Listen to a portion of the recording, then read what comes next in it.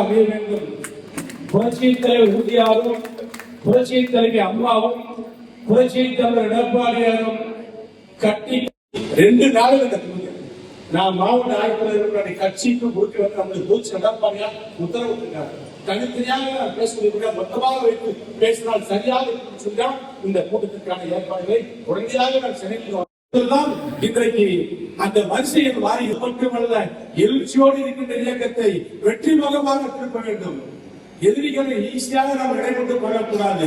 பல்வேறு முகாம்களிலிருந்து பல்வேறு தாக்குதல் நடத்தினாலும் முப்படை தாக்குதல் நடத்தினாலும் அதிமுக அதை எதிர்கொள்வதற்கு தயாரான இயக்கத்தை எதிர்கொள்வதற்கு தயாராக இருக்கிறது காரணத்திற்கு நாம் படிப்படியாக கலை யுக்திகளை நாம் படிப்படியாக தேர்தல் யுக்திகளை நாம் படிப்படியாக ஒவ்வொரு கூட்டம் நடத்தி வாயிலாக தெரிவித்து வருகின்றோம். எடப்பாடியுடைய கொள்கை அவரது நோக்கம் நாடு நலம் பெற வேண்டும், நல்லாட்சி வளர வேண்டும், நாட்டு மக்கள் சுபிட்சமாக வாழ வேண்டும் என்கின்ற ஒரே தலைவன் நமது தலைவர் புரட்சித் தலைவர் எடப்பாடியார். அப்படிப்பட்ட தலைவருக்கு தலைமையேற்று நாம் இருக்கிற பெருமையோடு நாம் பணியாற்றுவோம்.